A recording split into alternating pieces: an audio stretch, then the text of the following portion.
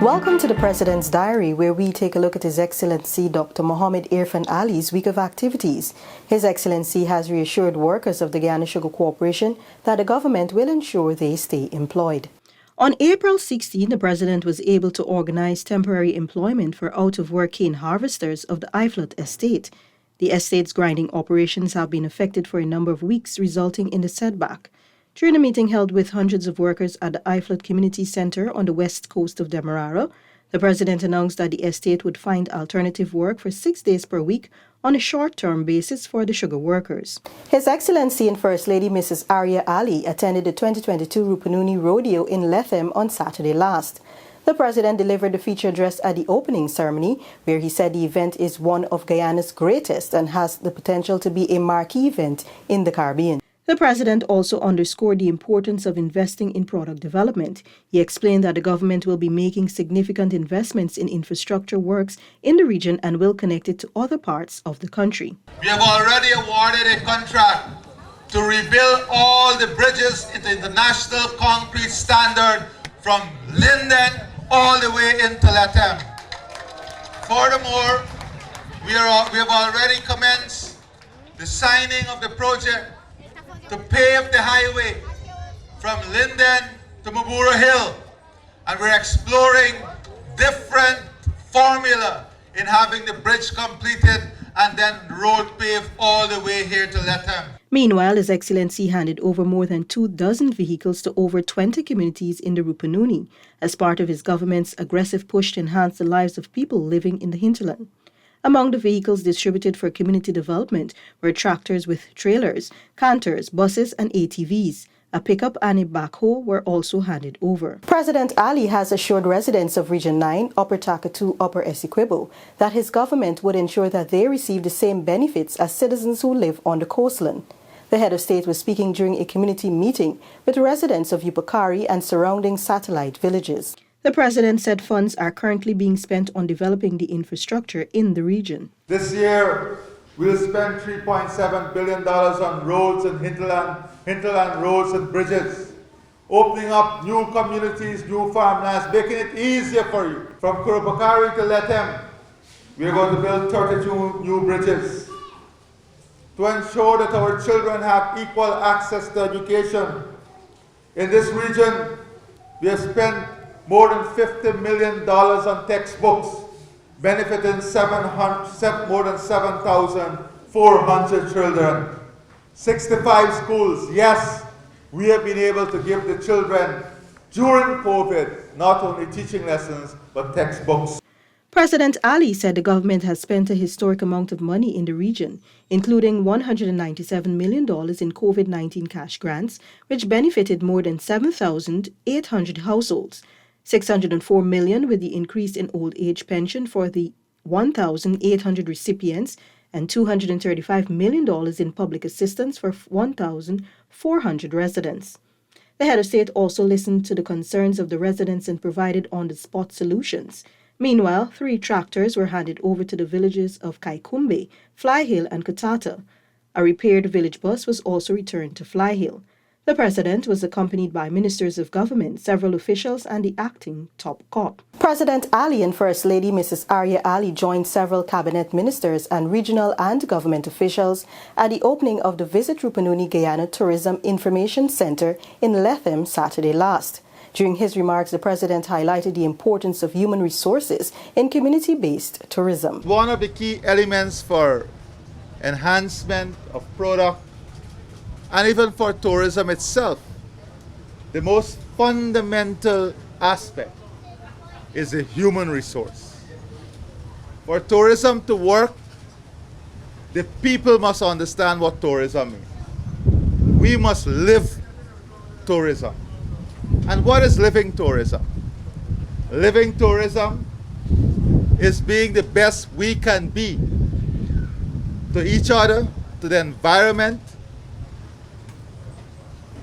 and more importantly, to the country. President Ali also noted that part of the region's tourism package must be a partnership with neighboring Brazil. We must build a common product with our neighbors in Brazil.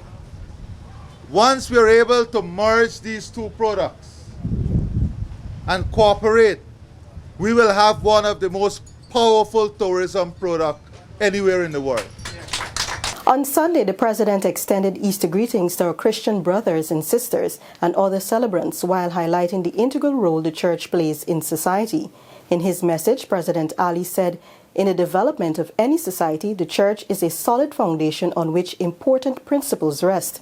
The President also pointed out that this year's Easter found us in a better shape as normalcy and recovery are slowly returning. His Excellency and First Lady Apri Ali met and interacted with families, including staff of the Office of the President, who were flying kites and enjoying a sunny Easter Monday at the Everest Cricket Club ground. The head of state accepted the letters of credence from His Excellency Mario Chan as the non-resident ambassador extraordinary and plenipotentiary of the Republic of the Philippines to Guyana, and the letters of commission from His Excellency Ignatius Graham Mudzimba as non-resident ambassador extraordinary and plenipotentiary of the Republic of Zimbabwe on Wednesday.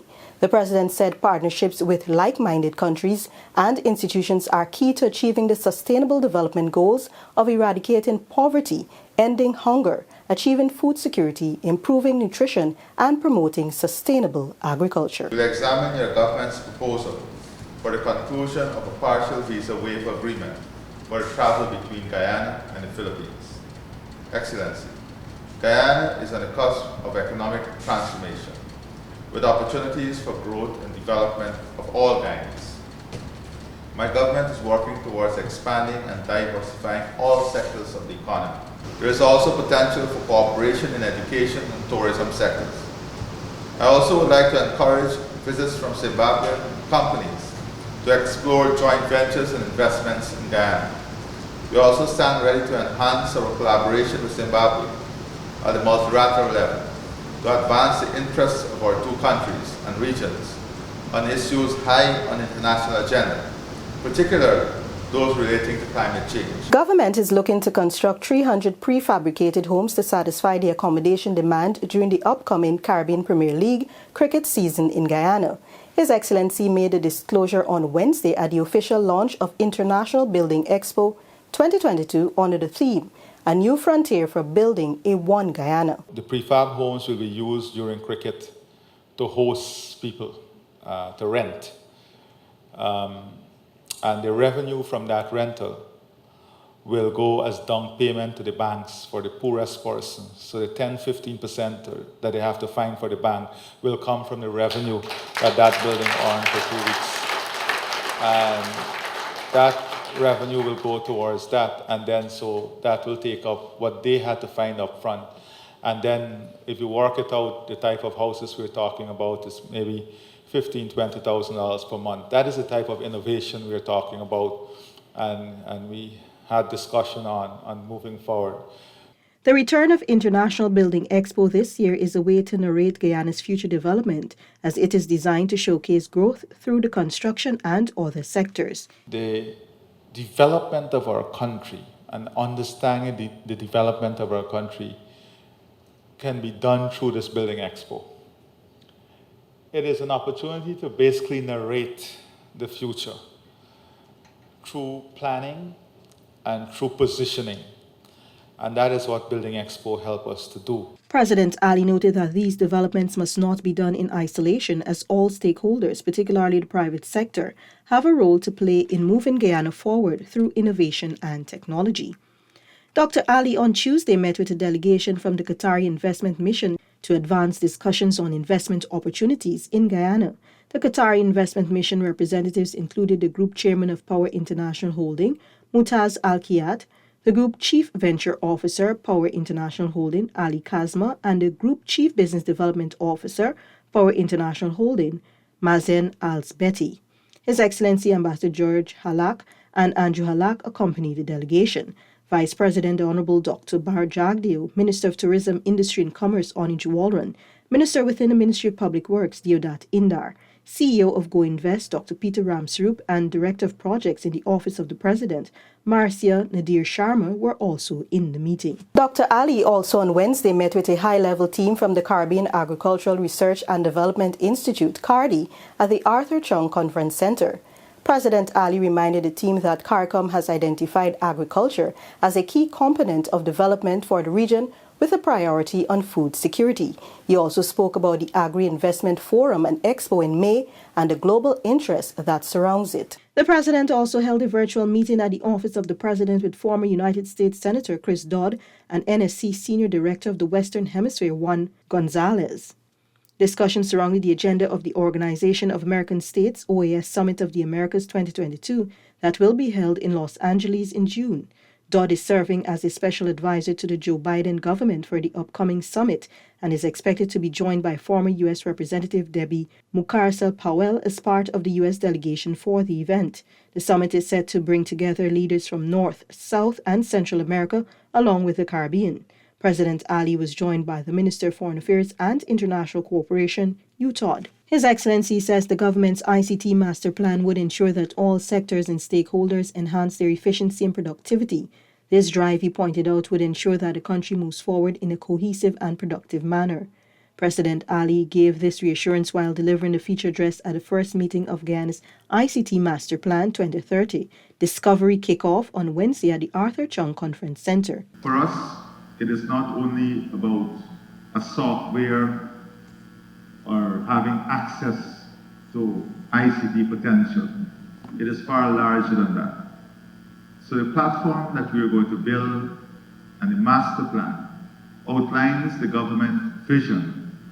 The consultation is to ensure that every single sector, every single stakeholder is integrated in that vision. The head of state said one of the paramount aspects of the ICT strategy and master plan will be its integration into the school system.